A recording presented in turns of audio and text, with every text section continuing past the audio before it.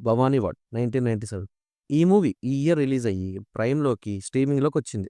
అయితే ఈ మూవీ జనర్ ఏంటో మీకు తెలుసా? Musical horror drama. ఐడియా కొత్తగా ఉంది గదా! మూవీ చాలా చెత్తగా ఉంది. అయ్యో! మూవీ కాదు. ఈ షార్ట్ ఫిల్మ్ లాంటిది చెత్తగా ఉంది. సరే, ఇంకా ఈ మ్యూజిక్, హారర్, డ్రామా మూవీలోకి వెళ్ళే ముందు నా ఛానల్ ఇంకా సబ్స్క్రైబ్ చేసుకోకపోతే ఇప్పుడే సబ్స్క్రైబ్ చేసుకోండి. ఇక రివ్యూలోకి వెళ్తే మూవీ 'జీజీ' అనే హాస్పిటల్‌లో ఓపెన్ అవుతుంది. అక్కడికి ఒక డాక్టర్ సిటీ నుంచి వస్తది. అదే టైంలో ఒక కేస్ వస్తది. ఫుల్ బర్న్ అయిపోయిన కేస్. ఈ పేషెంట్స్‌ని భవానీ వార్డ్‌కి షిఫ్ట్ చేయాలి అనుకుంటది డాక్టర్. కానీ అక్కడున్న వాళ్ళకైతే తెలుసు కదా! హాంటెడ్ ప్లేస్ అది అని. సో, "మేము రాంపా" అంటారు. అలా వెళ్ళిన డాక్టర్ అటే అస్సాం అవుతది. ఇప్పుడు స్టోరీ ఇంకో ప్లేస్‌లో ఓపెన్ అవుతది. అజయ్ ఒక మ్యూజిషియన్. ఒకరోజు ఏదో రికార్డింగ్ చేస్తూ ఉండగా ఒక నైట్‌మేర్ వస్తది. ఆ నైట్‌మేర్‌లో హీరోయిన్ దియా కనిపిస్తది. ఇంకా ఫ్లాష్ బ్యాక్ చెప్తాడు. దియాని ఎలా కలిసాడు అని అంతే ఫ్లాష్ బ్యాక్ అయిపోతది. అలా హీరోయిన్ ఇంట్రో సీన్ కోసం ఫ్లాష్ బ్యాక్ చెప్పారు. అక్కడే పోయింది సినిమా. దేంతో కొట్టాలో అర్థం కాలే నాకైతే. ఇంకా దియా వర్క్ చేసే ఆఫీస్ వాళ్ళు టాప్ 10 అబ్నార్మల్ స్టోరీస్ గురించి 'ది అర్బన్ లెజెండ్స్' అనే బుక్ రాస్తా ఉంటారు.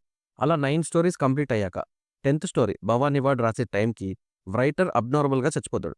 అప్పుడు దియాకి ఈ స్టోరీ రాయమని చెప్తారు. యాక్చువల్‌గా ఈ దియానే భవానీ వార్డ్‌లో చచ్చిపోయే దయ్యమైతది అనుకున్నా స్టార్టింగ్ నుంచి నేను. అంత క్లియర్‌గా ఉంది స్టోరీ. జస్ట్ ఇంటర్వల్ ముందే క్లారిటీ వచ్చేలా చేశారు. ఓహో! ఇది ఫ్లాష్ బ్యాక్ కాదు, ప్రెజెంట్ అని అప్పుడే అర్థమైంది. సరే, ఇంక తప్పదు గనక కంటిన్యూ చేశా. ఇంక ఇంటర్వెల్ సీన్‌కొచ్చేసరికి ఒక అన్‌ఎక్స్‌పెక్టెడ్ బ్యాంగ్ ఉంటది. ఎవరు ఎక్స్‌పెక్ట్ చేయలేరు. ఏంటంటే దియాకి దయ్యం పడతది. ఇక సెకండ్ హాఫ్ మళ్ళీ నేను కొత్తగా చెప్పాలాలే గాని, ఇలా సినిమా అయిపోయింది. ఇక నా ఒపీనియన్ ఏంటంటే, చాలా టైమ్ వేస్ట్ మూవీ ఇది. 0.5 ఇవ్వడం కూడా ఎక్కువే. అసలు మూవీ కాదు, షార్ట్ ఫిల్మ్స్ బెటర్ దీనికన్నా. కొత్త కొత్త వాళ్ళు యూట్యూబ్‌లో అప్‌లోడ్ చేసే షార్ట్ ఫిల్మ్స్ క్లారిటీ ఉంటున్నాయి. మళ్ళీ దీన్ని థియేటర్‌లో రిలీజ్ చేయడం, ఇప్పుడు ప్రైమ్‌లో రిలీజ్ చేయడం.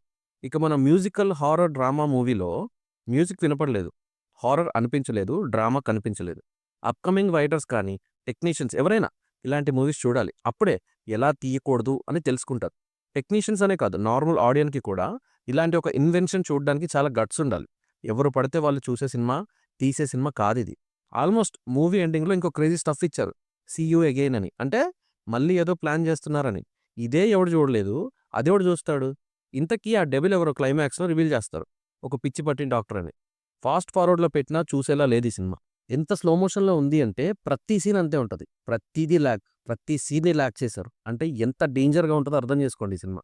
ఆ డబ్బింగ్ ఏందో, ఎడిటింగ్ ఏందో, లిప్ సింక్ అయితే లేనే లేదు. ఇది ఎంత ఔట్‌డేటెడ్ స్టోరీ అంటే ఫస్ట్ హారర్ మూవీ ఏది రిలీజ్ అయిందో ఆ స్టోరీ, ఈ స్టోరీ ఒకటే. ఆ 2 ఒకటేలా ఉంటాయి స్టోరీస్. అంత ఔట్‌డేటెడ్. ఇక హారర్ అంటారా? దయ్యం కూడా ల్యాగ్ చేయడం ఇప్పుడే చూసా నేనైతే. ఇలా చెప్పుకుంటూ పోతే వీళ్ళు మూవీ అనుకుంటున్న ఈ మూవీ మొత్తం అవే ఉంటాయి. నేనైతే ఒక్కరికి కూడా ఈ ఇన్వెన్షన్‌ని రికమెండ్ చేయను. అనవసరంగా నన్ను తిట్టుకుంటారు ఎవరికైనా చూడమని చెప్తే. ఇట్లాంటి సినిమాలు చూసి కూడా బ్రతుకున్నా అంటే నిజంగానే సాహసం అని చెప్పాలి. రివ్యూ నచ్చితే ఖచ్చితంగా సబ్స్క్రైబ్ చేసుకో బ్రో.